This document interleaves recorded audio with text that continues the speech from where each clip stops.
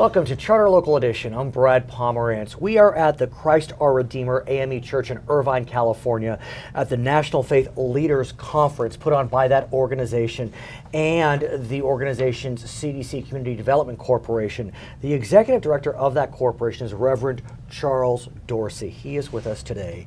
Sir, congratulations. This is quite an impressive conference. Thank you, sir. I don't think many conferences have the chair of the SEC speaking yes. at it during the key lunch. Yes, Mary Jo White was the keynote speaker. Yes. How did that happen for you? Interesting story. We typically go down and take trips to go see our federal regulating agencies. We've been doing that for several years now as part of the National Diversity Coalition. And let's remember, that is pursuant to your work through the Community Development Corporation. Absolutely. So it's a faith-based organization, but you're looking to help communities grow, jobs, home ownership, et cetera. Absolutely. All of that is a part of what we do. Just really passionate about educating communities, about building bridges for resources to come into those communities, and giving voice to underserved, underprivileged communities in the areas where they're typically underrepresented. Right. So you've spoken with regulatory agencies, but so have I. I don't get to talk to the head of the SEC, though. I mean, well, we work very hard to build those relationships. Right. And so as a part of our coalition, we really do request meetings, not just to complain, but to talk about opportunities. And so we've been talking with the chair for a couple of years now. And this year we went in really committed to talking about resources. And of course, when you look across the country, we've had some significant challenges. And so this year she was able to clear a schedule and commit to being with us. Very kind and very wonderful woman. But what was important to us was that we heard from her directly. Oftentimes they send their staffers out or they send their local officials, but we told her this is one of those conferences where we need to hear from our leadership. And we know that as a consequence of her being with us, we're going to see a lot more programming and see a lot more resources. I saw her speech, quite compelling. She's the real deal. Yes, she is. Very, very serious, very stern, very committed. You also had State Controller Betty Yee, who's here. I just saw her. She's speaking at some seminars. Yes. Another great get. How'd you do that? So as a part of our committee, we're wrapped into a lot of community organizations. And so one of the members on our committee actually had a personal relationship with Betty and was able to call her up and tell her how important this conference was to our community. And so she accepted Why is it that important? invitation. Explain for our viewers what this conference means to you, to your church, to your community, to this region. First, it's about coming together. Black, brown, Asian. We have to demonstrate to the rest of the country and the rest of the world that it is possible for us to come together under the same cause. This has separated us for a long time.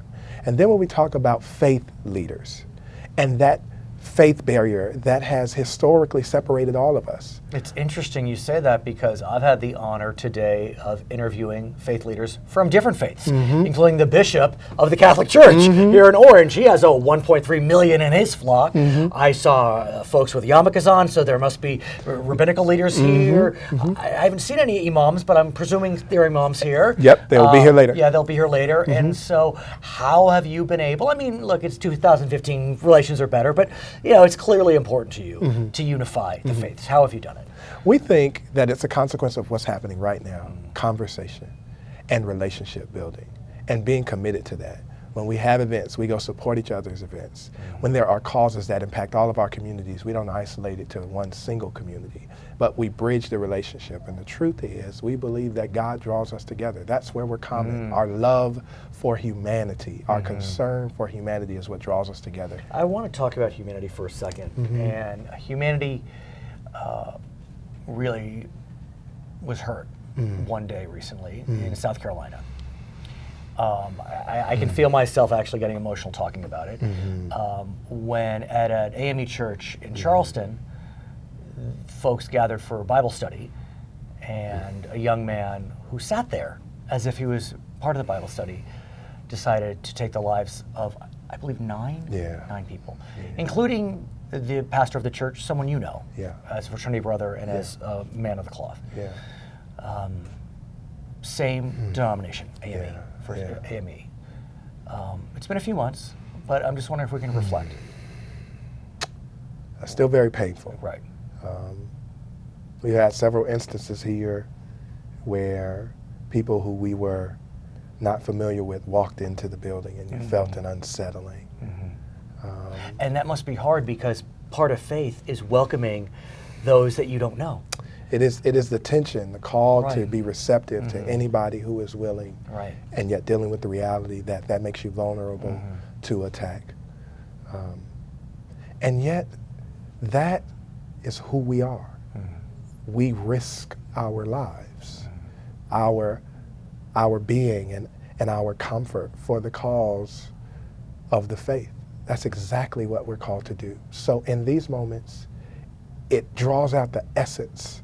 It draws out the core of who we say that we are. And that's our challenge to everybody who calls themselves a faith leader. If times of challenge do not draw out what you say you profess, then we question your sincerity about your profession.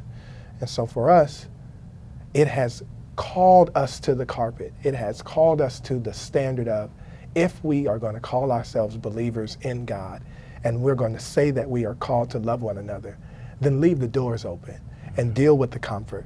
And when somebody comes in and you're uncomfortable, share with them that you're uncomfortable and give them an opportunity to share that they're also uncomfortable or that they have no ill will. And at the end of the day, if it is then God's responsibility to care for humanity, then the result is the result. And we have to be okay with that. Where do you go from here? I don't know. It was just deafening.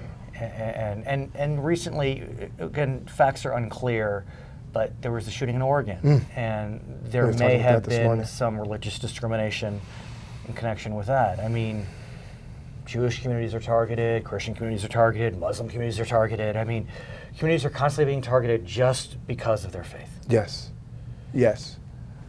So For us, it is a sign of good works. What is a faith community if it is not challenged by people who don't understand?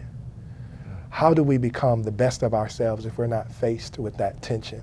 That would suggest that simply because you're doing the work that you are committed to doing, people come against you. That opposition is actually fuel. It births excitement and creativity. It keeps the narrative current. I can even feel like, yeah, the next opportunity that I get to face evil or face disagreement is the opportunity where I get to fully display who we say that we are. And I think we have to be responsible with that.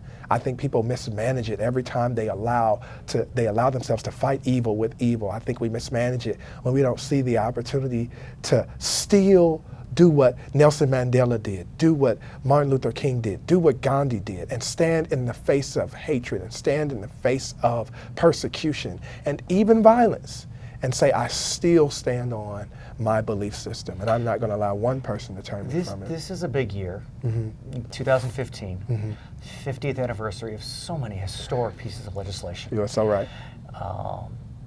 Reflect with us on these last 50 years. Man, so I'm growing older, and I'm beginning to truly understand the sacrifice that our forefathers and our foremothers made. Yeah.